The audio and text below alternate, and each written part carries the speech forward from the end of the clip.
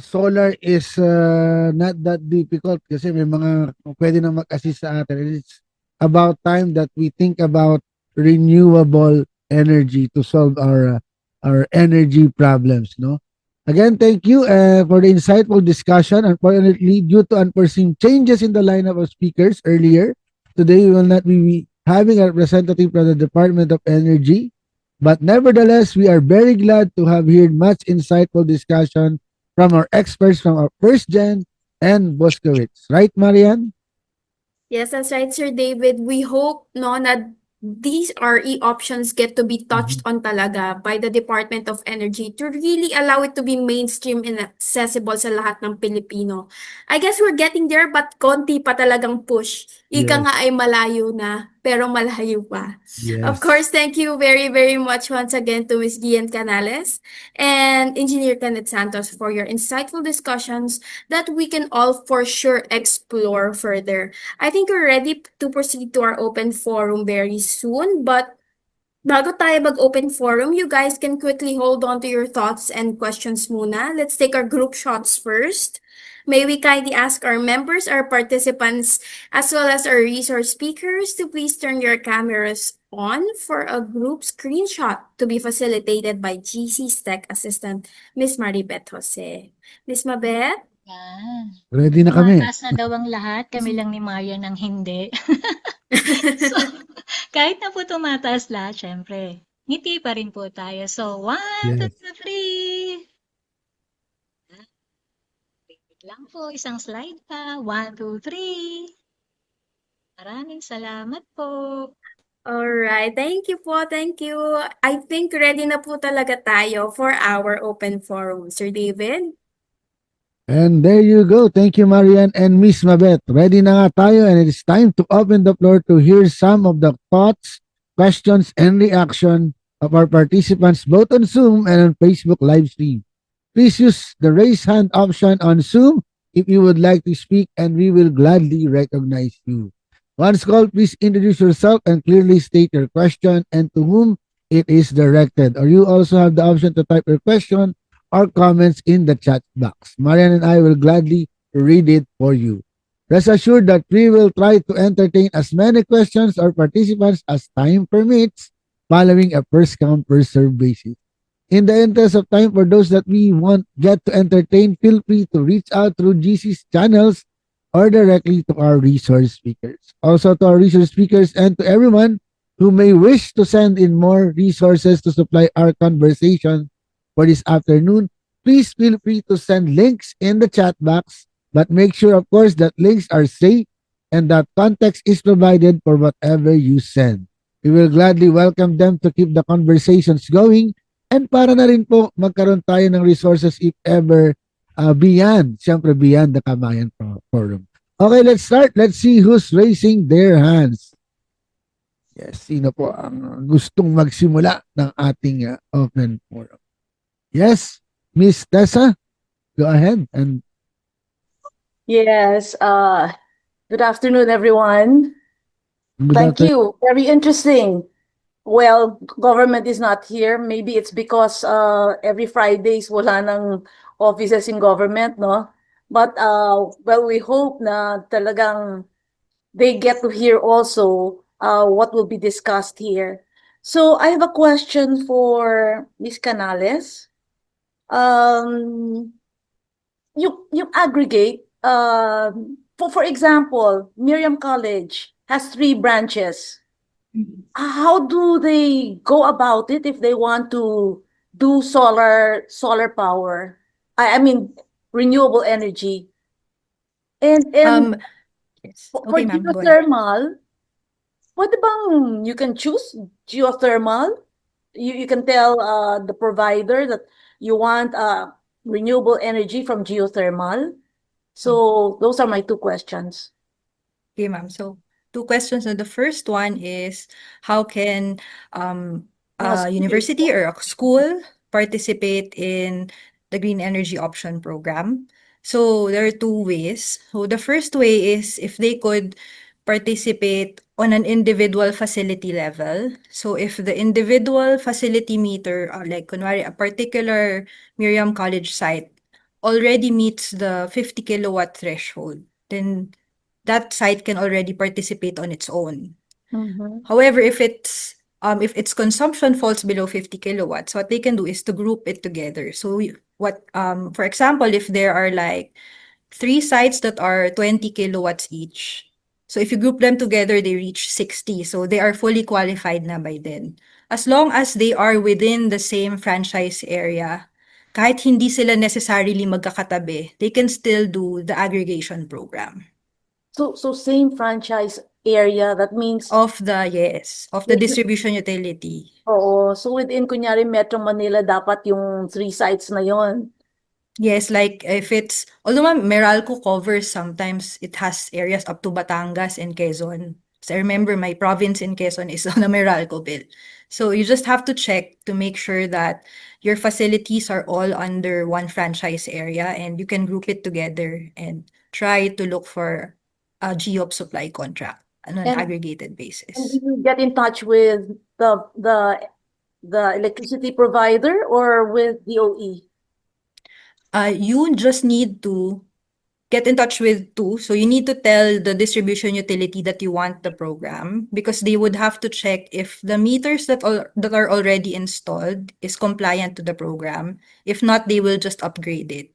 And then you can reach out na to all the competing retail electricity suppliers that are providing this program. I think there are over 40 retail suppliers that are in the market right now that you can choose from. So it includes us, but there are many others. So that's the beauty of the program. It's a competitive market that seeks to give the best offer to the end users. Okay. Thank you. Thank you, ma'am. Sige. Thank you, Ms. Tessa. Dr. Galang, go ahead. You're still muted po. Okay, thank you. This has been a very practical session. So, for example, my subdivision would like to join GEOP. You said every or it should be fully renewable. Okay. So, Yes, ma'am. what if does the whole subdivision have to join or only some houses? Okay. Pwede? The only requirement, ma'am, is you meet the minimum level. So Yeah. if you can meet it with 5 houses, that's fine. If you can meet it with just 2 houses, that's also fine. There Okay. is no minimum. I guess minimum is 2 because you have to aggregate, so you have to group. Yeah. But there's also no maximum. Yeah. But right now, we're all connected to individually to the grid, di ba? Yes. So how do we put them together? You would have to speak to a retail electricity supplier to act as your aggregator to pull you together. And then with that single contract, that will serve as a contract for the individual retail aggregator participants in the group. So we can talk to you, for example. Yes, you can talk to us or other retail suppliers also, so you can Okay. you can check what your best options are. Okay. Some of us have solar panels, but Mhm. not enough to supply the whole electricity of my house, for example. Mhm. So I'm still connected to the grid. Mhm. So what will happen? As long, ma'am, as the net, because as you said, it doesn't cover your full consumption. If your Yeah. remaining consumption, together with your co-aggregators, still meet the 50 kilowatt requirement, then you could still join the program. The only Okay. requirement is the group meets the minimum. Okay, so we'll just talk to the supplier, the Yes, aggregator. ma'am. Okay. Does the whole if the whole Philippines wanted to join GEOP, I mean, if do we have enough RE for a substantial number of households and citizens to join GEOP? I guess, ma'am, in terms of supply, there is supply, but because contracting is done on different time structures. Like some contracts are ending, some are just beginning. So it's a dynamic market. So supply rises and falls as consumers change and I don't know, evolve their ways of consuming. But currently, there are enough contracting available for RE. Okay, so I've right now there's no seen, yes. problem. Mm. No, no naman, ma'am. At least for the GEO program, there is a market. There is supply for that. Okay. Thank you. Thank you, ma'am. Thank you, Dr. Galang. Before we entertain Sir Stephen and Sir John, there's a question in the chat box. I guess this would be for Engineer Santos. What is the shelf life of the solar panels? What do you do with the panels that are no longer functional? This is a question from Miss Miles Serrana. Yeah. So typically for solar, it's warranted up until 25 to 30 years for some of the models. Shelf life is between around 30 to 40 years. Of course, a big factor there is how you maintain the panels also, right? And then for the other question, I think if it's not no longer functional, we already have a different recycling services that are being offered in the industry. So at least we can recycle these panels once we decommission them, basically. Thank you. I think Miss Carmen Alviar also has a question quickly. Miss Carmen? Okay.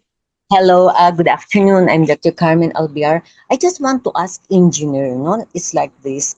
I'm surprised how you cater to big establishments like SM.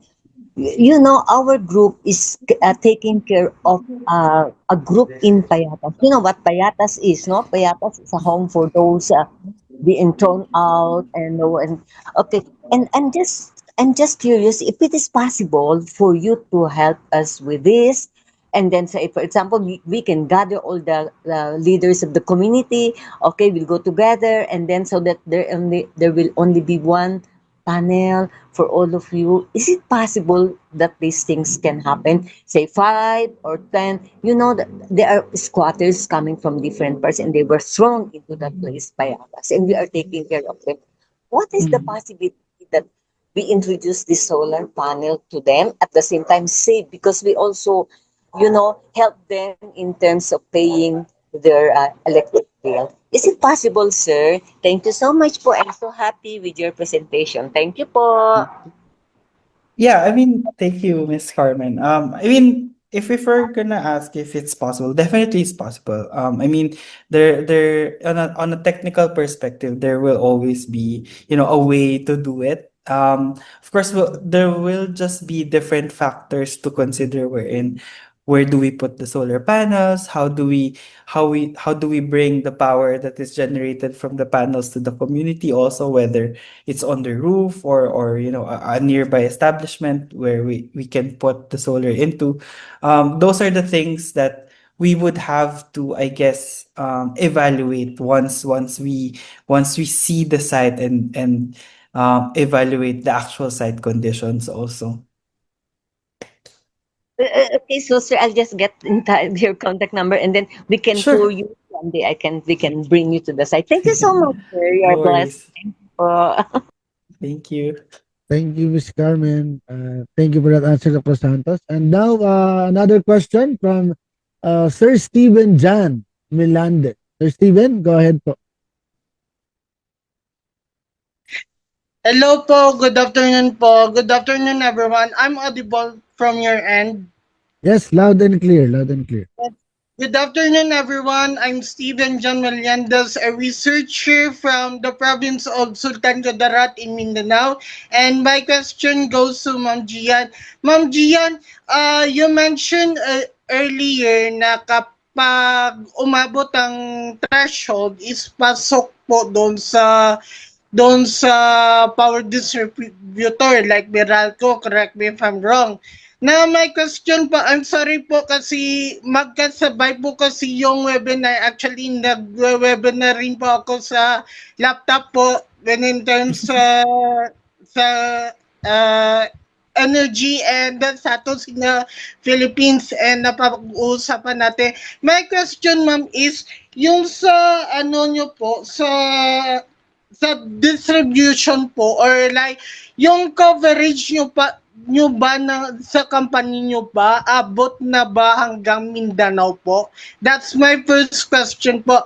My second question is what are your plans or meron po ba kayong goal, for example, by 2030, 2050 na makipag-tie-up sa NGCP, the National Electrification Administration, so that all the distributors through all over the Philippines is mag-transitionate na from biofuels to a clean renewable energy. Kasi as a researcher and a youth in our locality, yan po yung parang everyday na parang concern when in terms sa